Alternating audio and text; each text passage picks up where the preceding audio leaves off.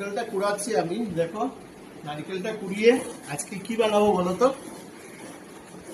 মালাই চিংড়ি বানাবো, মালাই চিংড়ি। তো তার জন্য চিংড়ি নিয়েছি 1 কেজি, আর নারকেল আমি কুড়িয়ে, নারকেলটা ভালো করে কুড়িয়ে নারকেল থেকে দুধ নিয়ে তারপরে আমি মালাই চিংড়ি বানাবো। গতদিন বানিয়েছিলাম ডাব চিংড়ি, আজকের মালাই চিংড়ি। তো রেসিপিটা আমি বানাই কিরকম ভাবে বানাই তোমরা আমার সাথে থাকবে আর আমাকে উৎসাহ যোগাবে। Thank you. নারকেলের দুধ দেওয়া হচ্ছে, নারকেলকে পাটায় পিষে আমার মিসেস করে দিচ্ছে। নারকেল থেকে দুধ নিয়ে তারপরে আমরা মালাই চিংড়িটা বানাবো। তো এখন নারকেল থেকে দুধ নেওয়া হচ্ছে, তো আপনাদেরকে আমি দেখালাম কি করে মালাই চিংড়ি থেকে নারকেল থেকে কি করে দুধ দিতে হয় সেটাই দেখালাম। সারদা কিচেনে আজকে তোমাদের ওয়েলকাম জানাই। সারদা কিচেনে আজকে আমি বানাতে যাচ্ছি রেসিপি চিংড়ি মাছ দিয়ে মালাইকারি। তো চিংড়ি মাছ দিয়ে মালাইকারি বানানোর জন্য আমি 1 কিলো চিংড়ি মাছ নিয়ে নিচ্ছি, বড় বড় সাইজ করে এনেছি, কেটে এনেছি বাজার থেকে। আর নিয়েছি গোটা একটা পেঁয়াজ, 3টা কাঁচা লঙ্কা, এটা হচ্ছে নারকেলের দুধ, কাজু কিশমিশের পেস্ট, এটা হচ্ছে পেঁয়াজ বাটা, আর এখানে আমি দইয়ের বদলা আম দিয়েছি।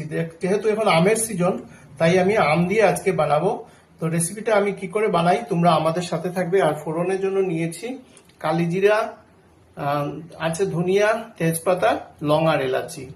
তো এই পুরো আমার সামগ্রী আপনাদের সামনে তুলে ধরলাম। তো এগুলো দিয়ে আজকে আমি বানাতে যাচ্ছি, আপনারা আমার সাথে। মালাই চিংড়িটা আজকে সাদা তেল দিয়ে রান্না করব। তো আমি সাদা তেল নিয়ে নিলাম। প্রথম আমি ফোড়ন দিয়ে দিলাম কালিজিরা, সম্বার, সাথে দিয়ে দিলাম আমি ধনিয়া, গোটা ধনিয়া, গোটা এলাচি আর গোটা লং, সাথে 2টো তেজপাতা রেখেছি, তেজপাতাগুলোকেও তার মধ্যে দিয়ে দিব ফোড়নের জন্য। পেঁয়াজ আর রসুনের পেস্টটা দিয়ে দিলাম।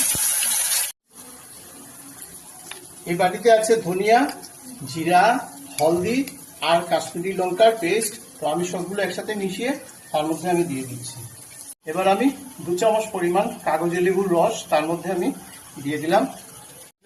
কাজু কিশমিশের পেস্ট দিয়ে ভালো করে একটু কষিয়ে নেব। এবার আমি আধা বাটি হাফ আম দিয়ে দেব। আমগুলো আগে থেকে পেস্ট করে রেখেছিলাম, তো আমগুলোকে আমি দিয়ে দিলাম। যেহেতু দই দিয়েছি না তার জন্য আমি আম দিয়ে দিলাম।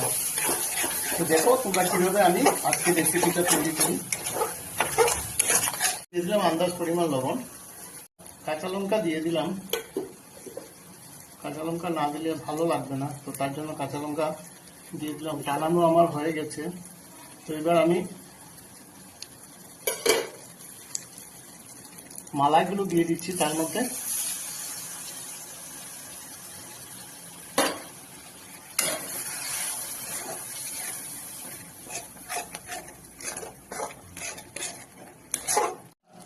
গ্রেভিটা আমার তৈরি হয়ে গেছে। এগুলো এবার আমি মাছগুলো, চিংড়ি মাছগুলো তার মধ্যে আমি দিয়ে দিচ্ছি।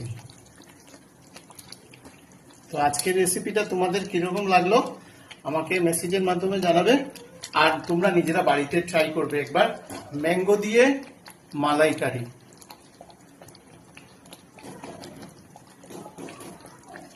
এবার আমি 5 মিনিটের জন্য ঢাকা দিয়ে দিচ্ছি।